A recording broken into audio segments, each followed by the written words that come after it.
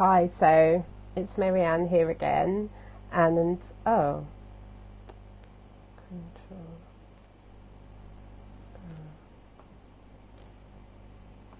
Okay, so it's Marianne here again, and I think I was muted, but I hope that I'm vocal now. If I'm not, can someone let me know? Thank you. So, welcome back to Healing Solidarity, the live sessions. This is our second live session, and actually today Agnes and I have pre-recorded the practice session for this practice that we're sharing. So I'm actually going to put what is, and so this is the first time I've ever done this, but I'm actually going to put what is in fact a recorded piece of practice, doing practice. I'm going to be playing a recording of that. And then when that's finished, Agnes and I are going to come live and answer questions and have maybe a bit of a discussion about it. So that's what's going to happen. Yeah, someone's saying I'm being heard, so hopefully I am being heard. And I am going to bring up the recording of this practice, which is called Just Like Me. Hi, and I'm here with Agnes today, and hi, and she is going to be sharing a practice with us, which is called Just Like Me. So welcome, Agnes. Thank you. So basically the practice is called Just Like Me, and the reason I want to bring it to you is that it deals with, or it helps us address, this habit we have, which is othering, and which we're often told we're supposed to do less of in our work in international development and aid and related work. Most of our practice in this work is kind of built on an implicit assumption that there is an us and a them. And there's often an unspoken sense of that, and sometimes it's quite explicit. But generally, we build on the assumption there's a problem, and it's usually created by other people, and it needs solving. And there's a designated group of people, or so-called beneficiaries, who this problem is being solved for, so they can live better lives. And that assumes that there is an us, a we, who are the people to address this problem, and there's a them who are going to be the beneficiaries of that. And very often there's also perhaps an organization more sort of in an activist space, but generally there's also an implied other who are part of creating the problem. So a lot of our work is basically us having theories about other people's behaviors and actions and how they should be changed. And in recent years, in a lot of conversations about how the sector needs to change, what needs to be transformed about it, this whole conversation about identity politics and colonialism and race has come up a lot more. We often hear we need to stop othering, that this othering is a bad thing, and that it's part of kind of stopping doing it as part of how we can move from a culture of perhaps a more pitiful, charitable attitude in development to something that we call solidarity. And I always find myself really, really agreeing with that and think, yes, absolutely. And at the same time, when I start thinking about it, I realized, but we do it all the time. It's such an ingrained habit in us. It's almost an unconscious automatic drive in us that we create boundaries between us and other groups of people, and that we make assumptions about them. And so in looking into this a little bit, and it made complete sense to me, I realized that this is part of how we evolved as a species, that our ancestors needed to do othering so that they could survive in situations with predators, that it's quite useful to be able to tell the difference between a herbivore and a saber-toothed tiger very quickly without spending too much time trying to get to know the saber-toothed tiger, because if our ancestors had done that, we wouldn't be around. So basically the realization was, it's part of us, it's hardwired in us, so what are we going to do about it? And in the last few years, since I quit my 9-to-5 classic aid agency advisor job, and have been trying to get a different perspective on the sector and what my role in it might be, I've been looking more and more into inner pathways to the change that needs to happen, realizing that we're always talking about other people who need to change, but yeah, I mean, it's becoming a cliche, but we know that we need to look at ourselves, and that the inner path to change is part of the outer change. And as part of these explorations, which are very much sort of in the space between Western psychology and Eastern philosophy and practice, a lot of it Buddhist practice, through my teachers, Joel and Michelle Levy, I came across this practice called Just Like Me. And the lights came on. I was like, this makes a real difference. And I was really struck by how simple it is. It almost feels too simple to have this profound impact. It does, but maybe that's its beauty. And I was struck by how easy it is to apply in different situations in my day-to-day life. I've struggled for years to really, really, develop the devotion and discipline to sit down regularly and do the meditation practice I want. But this practice, I realized I can do anywhere. I can do it on a bus. I can do it queuing for a sandwich. I can do it walking down a busy road.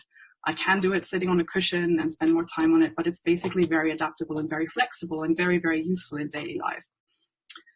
So what I'm going to introduce to you is the version of it that was put out there by the Stanford University Center for Compassion and Altruism Research and Education. I'm going to slightly adapt it, but basically it comes from them. But I also want to say that this practice builds on a very, very ancient tradition of Mahayana Buddhism. So, Stanford didn't invent it.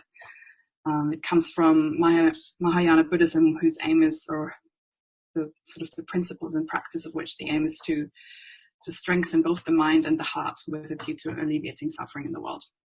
So bringing together rational thought, incisive thought, and emotions, empathy, and compassion. So what this practice does, I'm just going to say this before I start, but I found it useful to know that what this practice does, it helps us deal with two habits that we have as human beings, very strong habits. One is called the selfing habit, or the habit to create a sense of a separate self, which kind of goes hand in hand with this othering.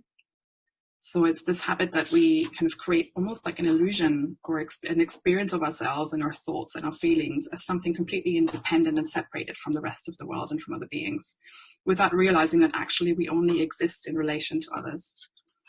So addressing the selfing, so-called, well, it's a bit of a weird word, but tackling the selfing also helps conversely tackle the othering in a way.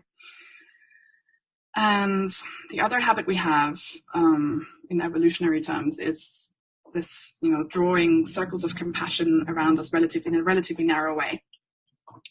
We tend to have spontaneous feelings of compassion and love arising in us for the people who are nearest and dearest to us, our kin, our family, our friends, people who are like us. And we have difficulty having that same spontaneous compassion and positive feeling or association with people who feel very different for whatever reason. And so this practice helps us with both of these things. Yeah, so what I'm going to suggest we start with is you make yourself comfortable, whatever that means for you. You can go sit on the floor, you can lie down, you can sit here and look at me, whatever feels good. And just try and find a place to look, or maybe you want to shut your eyes in a way that is not going to distract you a lot. So a lot of us tend to have the little screen on the picture that shows ourselves while we're talking on Skype or Zoom. That can be very distracting, or a picture of somebody else. So maybe you want to switch that off and put it to one side. Maybe you want to look at the floor or the painting or whatever's around you. And then take a moment to just try and feel connected to all the people in your life that have touched you in a kind and positive way. And all the people whose lives you touch through your kindness and through your love.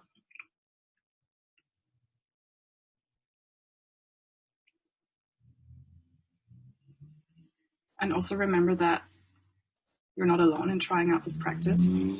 There's a few of us doing it today, and there's thousands, if not more others, probably practicing it right now. And there have been generations and generations before you and with you, and there will be after you, working to tackle some of these big challenges that we're talking about. So try and feel connected to all of that.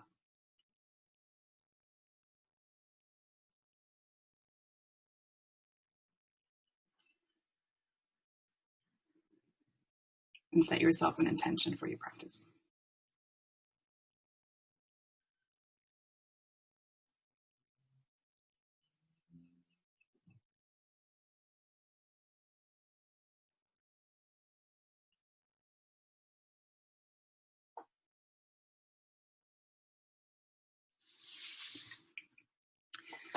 So now it would be good to bring a person to your mind.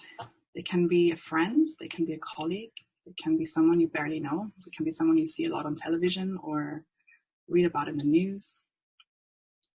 And ideally pick someone who is perhaps not the most easy for you to identify with or feel close to. Maybe someone you feel a bit indifferent about, or someone who feels a bit difficult for you. And try and imagine them in some detail. What does their face look like? What are their eyes like?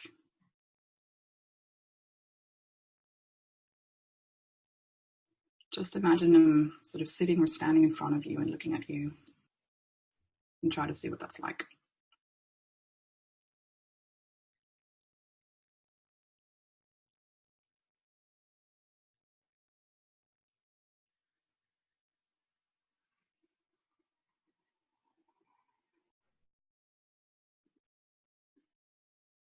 And now remember and think that just like me, this person has a body and a mind. And just like me, this person has feelings, emotions, and thoughts.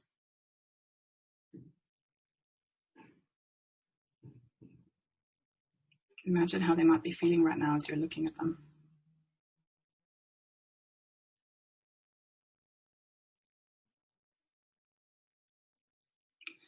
Just like me, this person has in his or her life experienced suffering, emotional and physical pain.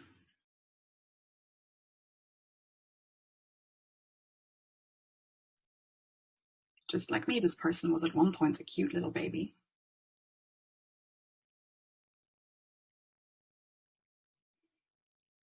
And just like me, this person is facing a certain death.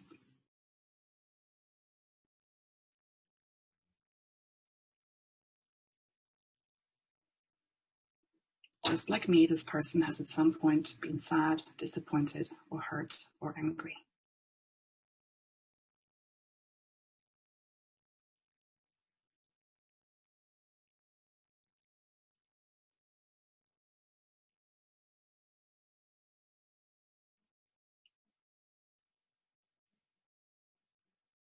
Just like me, this person has felt unworthy and inadequate.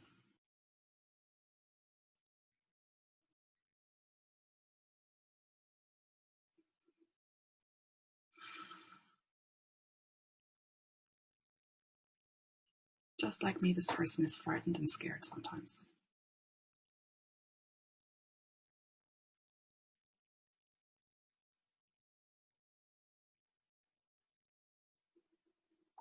Just like me, this person longs for friendship.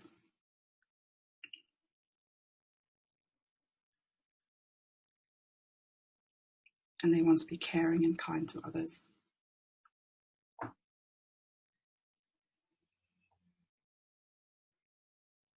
Just like me, this person is trying to make do with what life has given them.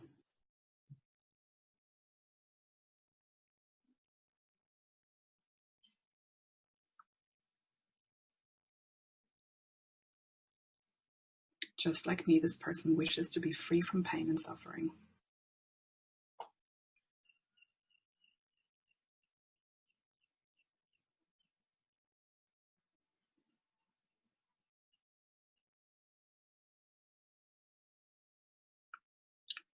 Just like me, this person wishes to be safe and healthy.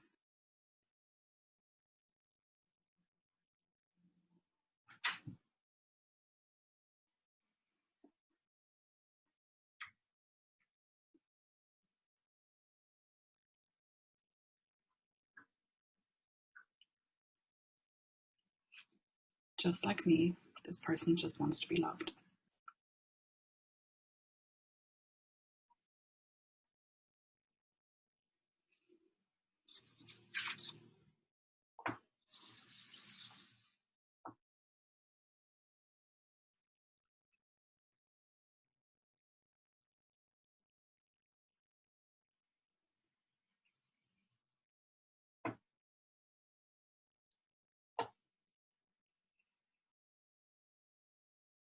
And if there's any particular statement that you found affected you in some way or felt interesting to explore, you can take a moment to do that.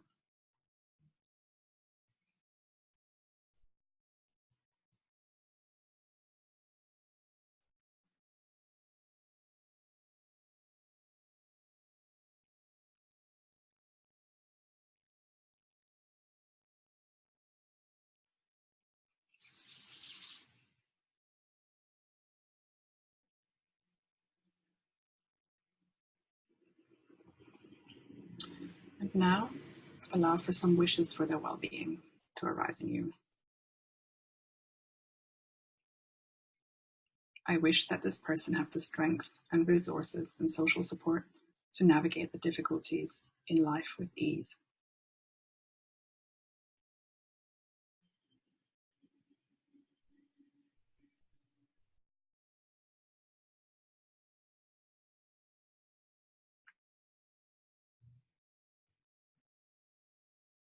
I wish that this person be free from pain and suffering.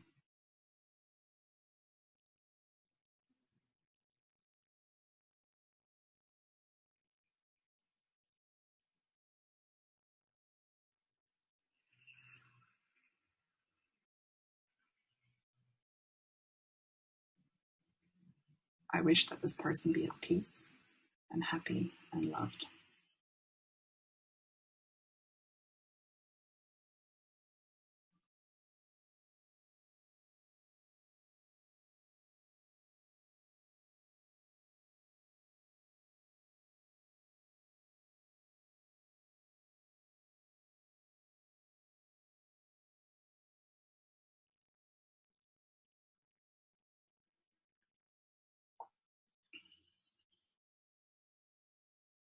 And now just take a moment to notice how you're feeling.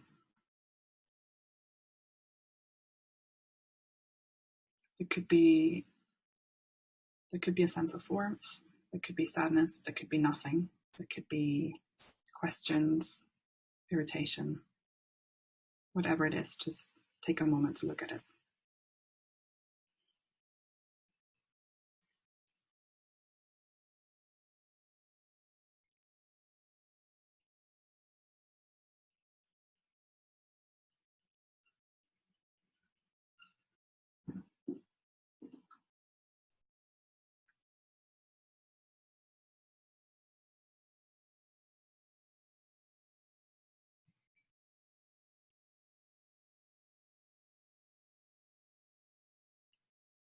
And now imagine yourself giving thanks to the person you've practiced with in whatever way that feels appropriate.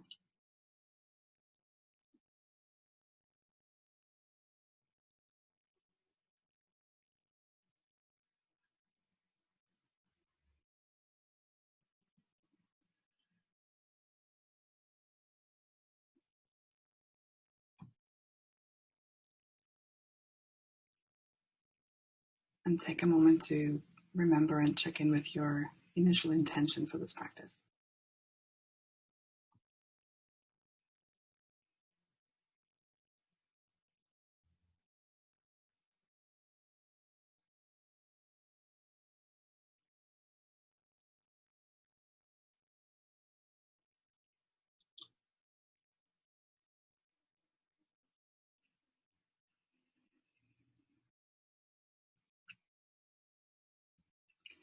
And dedicate whatever fruit has come from this practice to a person or a group of people or a cause or a change you seek to see.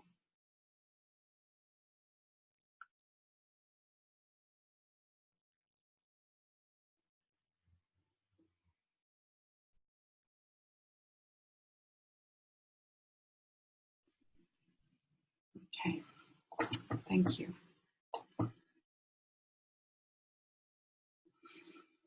So, I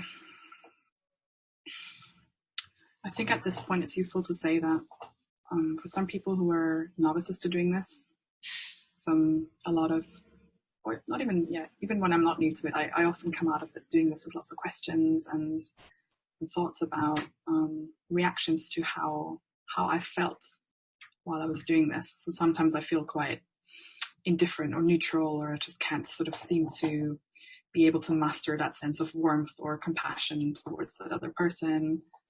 Or sometimes I end up feeling quite angry with them for something, or I just feel quite, I do feel quite warm sometimes, and sort of soothed by what I've just done. So I just wanted to say that all of this is part of it, and it's fine. There's not any particular feeling we're pushing for people to come out of this with. It's there's a value in doing it, whatever arises, and that it doesn't matter how long you do it for. I sometimes sit on a bus. It happens to me quite often on public transport, and a person gets on board the bus and they make me go, sort of a feeling of disagreement with how they talk, or what they're saying to their child, or how they're talking to the bus driver, or what they're wearing, and I go into that judgmental space that person's not like me and I'm different, and those are the best opportunities to take a moment to practice, and that can be 2 minutes, or it can be with me all day. So yeah, just try whatever works for you. And I found that by doing this a few times a week over time, it's not necessarily that we stop doing this othering thing. I don't think as human beings we actually can, because it also serves a purpose. Labeling and stereotyping, an evolutionary purpose, in the sense that we label things, we label people, we do that so we can navigate our social environment. But that sort of stress response that we get to a person who irritates us, in the same way as we got into the fight or flight or freeze mode when we came across a mammoth or a saber-toothed tiger in however long ago, is no longer the most useful or appropriate for our current social reality. So it's kind of, this practice helps us become aware of when we're doing that, and develop an alternative. So it's about having a conscious choice as to how we react to the person, but even more so how we react to our own reaction. We have choice. Yeah. So I'm wondering if you have any questions for me, Marianne, before we finish. Yeah, hi. Let's come back on the voice. So as we were going through that, there was just two questions I had.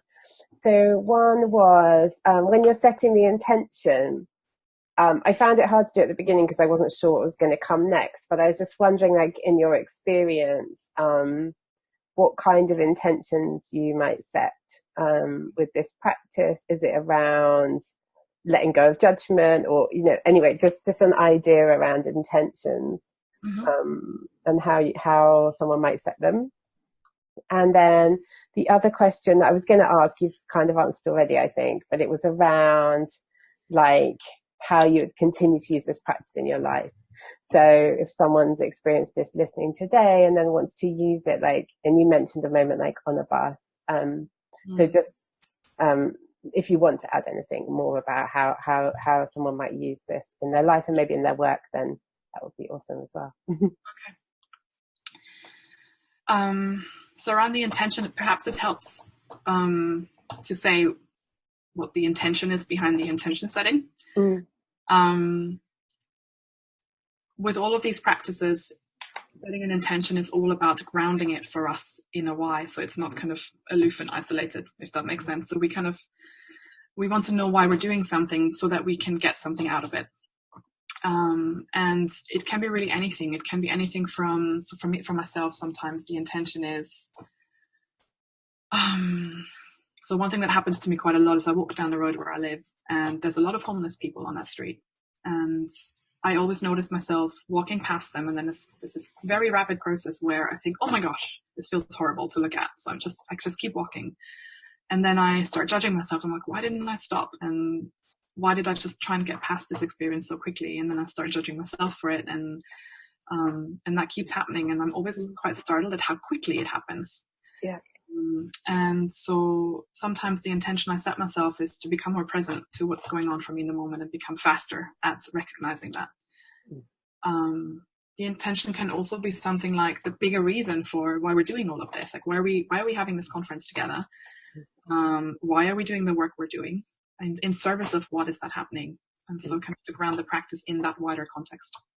Right. It can be day-to-day reasons. There can be very big reasons. And it's up to you. Yeah, I when you said it, I set an intention for myself to learn about the practice, so that worked fine for me doing it the first time. But I just thought it might be interesting to hear, about options around that. And I sometimes struggle to find one. On some days I said, I don't know what my intention is, and then I just, what do? I just think things like, right now my intention is I just want to practice because I'm not feeling connected to anything, and I just want to do that so that I can get a sense of intention. That's also possible. Great. Yeah. Things are quite, all of these prompts, they're meant to serve you. They're not meant to, you're not in service of them. So it's about taking what works, I think. Right. Yeah. And did you want to say any more about using it in other contexts? So I love the examples you've given about the bus and walking past homeless people on the street, and I can certainly relate to all of those. What about in maybe a work context? Can you think of any examples that might be useful for people to hear? I think when I think about a sort of a classic work context, there are often these sort of tribes we conceive of, these little tribes of people we feel like we're part of, and then there's that tribe over there, and we need to convince them to do X, Y, Z, and then there's that tribe over here who we'd like to work with more, but they're kind of weird, and it can be my organization and this other organization of people working over there, or it can be the donor, or the beneficiaries, that community who we're trying so hard to convince that what we're doing is useful. Right. I think this happens all the time, and in sort of, kind of slamming that label onto a group of people, as sort of natural and automatic as it is, we're kind of denying people their individual humanity and reality. So just remembering that every single human being we come across is really, really definitely a human being first thing before anything else. It sounds so simple, but it's actually something we're not really automatically embodying on a day-to-day basis, and that's this othering thing. So race is such a big topic at the moment in this conversation, and I feel like a lot of people I've worked with, and this certainly includes myself in the past, have this sort of sense of, I'm not a racist,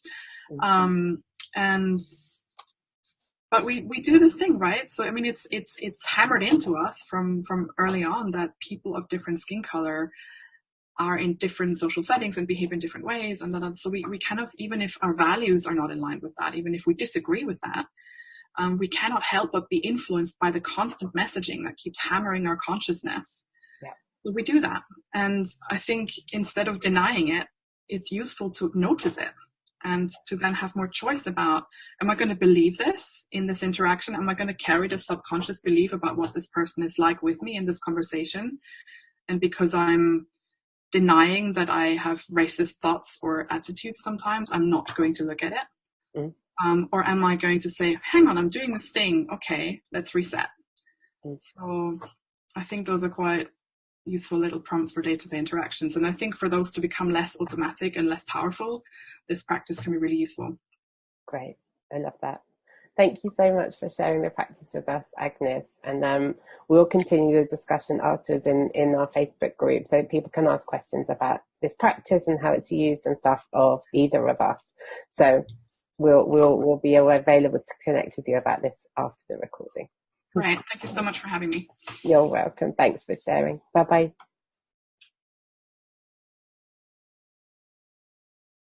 Of either of us. So we'll be available to connect with you about this after. You're welcome. Thanks for sharing. Bye-bye. So hopefully we're now live.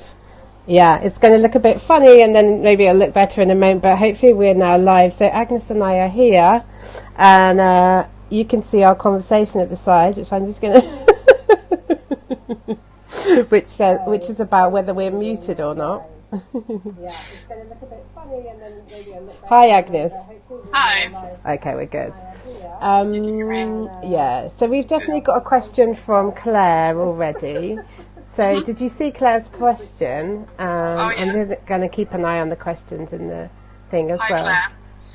So you've asked, can you include more reflection on positive qualities? For example, this person has experienced joy just like us. So yes, absolutely. Basically, I roughly followed a script I have a copy of, and I used that and I slightly adjusted it. But really, the invitation to everyone is to make the script work for you. So it can really include whatever helps you connect with that person that you're imagining or looking at. You know, sometimes you can practice this literally facing a person. This can be quite a profound experience when you're just looking someone directly in the eyes as you're doing it. But yeah, basically you can take out stuff that doesn't feel good. You can put in stuff that feels better, that's helpful. It's really meant to be flexible in every possible way. So flexible in terms of who you do it with, flexible in terms of where and how long you do it for. That's why I chose to share it, because I thought it was quite powerful in the sense that it's so simple. And when I'm doing this bus thing where I'm on the bus and somebody gets on the bus and I'm practicing it there and then, I can't include all these examples that I've just given in the practice I offered. So I'll just do something really quick and simple, like, just like me, this person just wants to be loved, or suffers sometimes, or experiences joy or sadness or whatever helps me connect with them. I hope this answers your question. I'm just looking at the next question or reflection in the Facebook group. So there's one from Gemma.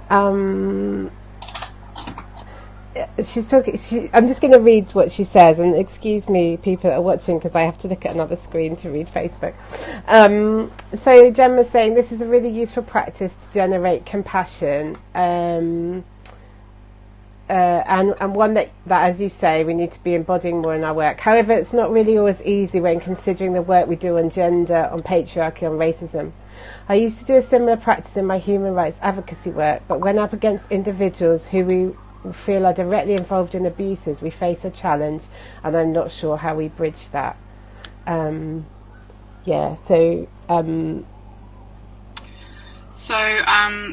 you hear me, Marianne? Yeah, I hear you. Unfortunately, I can't hear you. Oh, you can't hear me. To expand Gemma's question so that I can read it, and for some reason that isn't working for me. Okay. So I'm wondering if you could just, copy and paste it into the... Oh, no, now I can read it. Sorry, now I can expand it. Okay. I guess the gist of it is in the last sentence where she says, I used to do a similar practice with my human rights advocacy work, but when up against individuals who we feel are directly involved in abuses, we face a challenge, and I'm not sure how we bridge that. Yeah, absolutely. So I think that's kind of the biggest challenge in a way in doing this practice, is connecting with the people who we feel in some way are threats or enemies to us.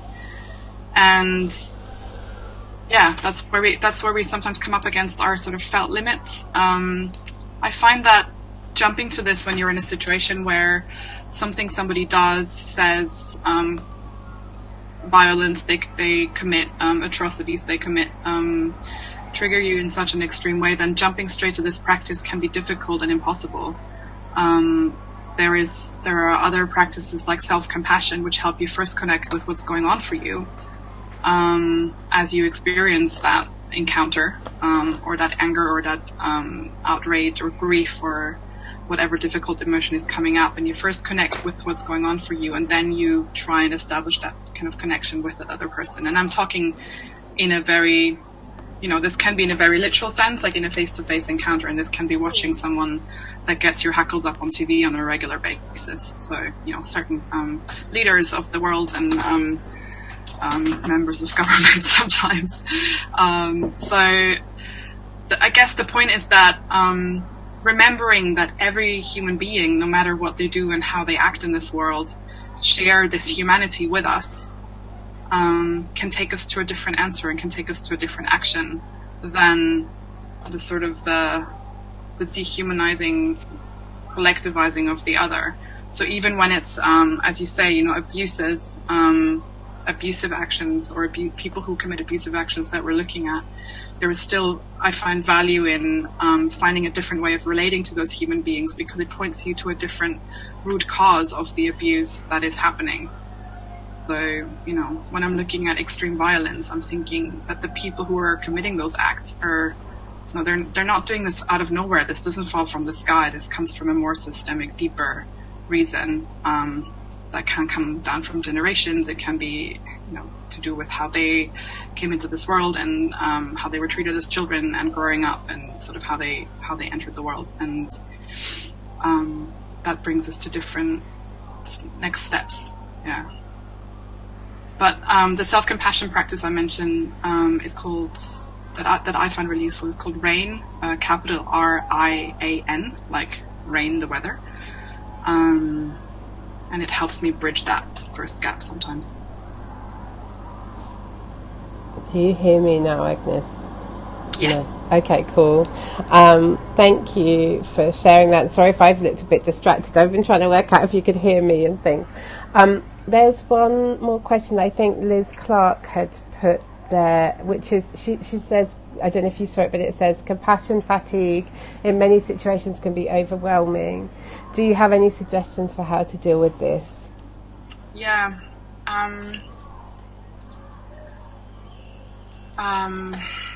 So, again, there has been some really interesting neuroscientific research into compassion and what it actually looks like in our, mapped out in our brain and in our sort of neurological network. And we often talk about compassion fatigue as a sort of kind of corrosive, erosive, gradual process of becoming less and less able to engage with suffering because we kind of need to protect ourselves and go numb. And I find it really useful to dig into the nuances between different kinds of compassion or different forms of empathy, and finding that actually, so when we experience the thing that we call compassion fatigue, what's going on is we have this affective, empathic firing that goes on. So it's called affective empathy, when we witness suffering of somebody else, and our mirror neurons recreate that suffering in ourselves, and that makes us feel overwhelmed, and that then over time can lead to those numbing responses that lead to that fatigue. Compassion, when people in the sort of meditation world talk about compassion, is actually something slightly different that we can cultivate over time and that can help us deal with empathy fatigue. So compassion is mapped out in our brains, lives in a different place. It's actually it's not the zone of our brain where we experience suffering and pain, but it's the zone of our brain where we experience parental love, for example. So this kind of this love that kind of overcomes suffering. So if you're a parent, if you imagine your child being ill, you don't usually, get so engulfed in your own sadness and grief about the child's illness that you become incapable of attending to their needs. So it's this kind of love that kind of can overcome that and actually almost gain some form of energy for action from the suffering that we witness. And this is something that we can practice and deepen. There is, I can post the link in this blog, in this chat, in the Facebook Live. There is a loving kindness practice, for example, that helps us strengthen compassion. There are more advanced ones that are called Tonglen, which is called giving and taking, where we it's a visioning practice where we imagine ourselves taking on somebody's suffering and then converting it into that love and kindness. And what these things really do, as strange and weird as they sound, is they kind of help us rewire our reactions, our responses to suffering that we witness, to help us gradually move away from just getting completely engulfed in our suffering, in our own suffering when we witness suffering. So in that affective empathy, and instead cultivate that parental style love and that feeling that gives us more energy. So Mathieu Ricard, who's a French scientist slash Buddhist monk who's done a lot of research into altruism and has been a guinea pig for these studies, says there is no such thing as compassion fatigue. It's actually empathy fatigue, and compassion is an infinite well of an infinite source of energy, in a way, to act. Can I just clarify? Can you hear me? Yeah. Just clarify one thing on that. So I think what I heard was that you were saying that empathy is something that we can get fatigued with, but that compassion can kind of counter that to some extent, right? Yeah. I think, sometimes I get a bit impatient with semantics and definitions. Right, and right. It's not this, it's that. But I think the gist of it is that there are two different kinds of emotions. Yeah. One of them is this thing that we may call empathy fatigue or compassion fatigue, or just this numbing effect, basically, over time. And this but it's just too much, right? And right. The other is very different, and we can cultivate that. Yeah, and that's the thing that you were relating to, like parental love, where it's like something that no matter how difficult it is, somehow we cultivate more. Find it in yourself. You find it from somewhere. Right. Yeah, it makes sense to me. Okay. I think we've dealt with all the questions that I'm seeing there. Did you see any others, Agnes, that I might have missed? I think they're... I just saw comments above. I'm just reading them from Polly and Sissy, although there's a question on compassion fatigue again, so I'll just point to, I guess you're recording this. Yeah, Marianne, absolutely. This is recorded. We just talked about compassion fatigue. Yeah. Polly says, hi both. There was something that Jennifer Lentford said yesterday in her talk that struck me, and I wrote down, I want to be a lifelong learner and how to be heard by people who are not like me. And I think this practice is really useful for that. Yeah, thank you. It's more a reflection than a question. And I really believe in that attitude of the lifelong learner. I think the more I delve into certain areas of expertise, the less of an expert in anything I feel. But that's exciting because learning is fun when it comes from your own motivation. Right. There's one more comment there, which is Michelle, I think it's Michelle Friedman, sharing some other resources, so we'll look into those as well. And then Agnes, I think there's a couple of things we mentioned that we'll also post below this. So I've got a feeling Agnes can't hear me again. And so what I think I'm going to do is end the live broadcast now, and then we can continue any conversation in the comments at the bottom of the screen. So, Agnes, it's okay. I'm going to end the live broadcast and we'll continue the conversation in the comments, and we'll put the links that we've mentioned in there and stuff as well. All right. Thank you, everyone, for joining us. And there's another live practice at 4:00 today with Shauna Wakefield. So we look forward to seeing you for that, those of you that are able to join us. And thank you for being here today, this time. Thanks, and thank everyone. you, Agnes. Bye.